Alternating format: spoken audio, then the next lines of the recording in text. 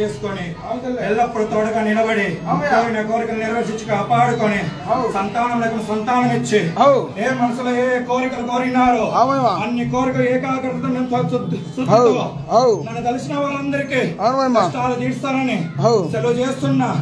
ఇంకా వెళ్ళొస్తాను రయ్యా. సంతోషమయ్యా. ములకండేశ్వర దామదాల గోవిందా.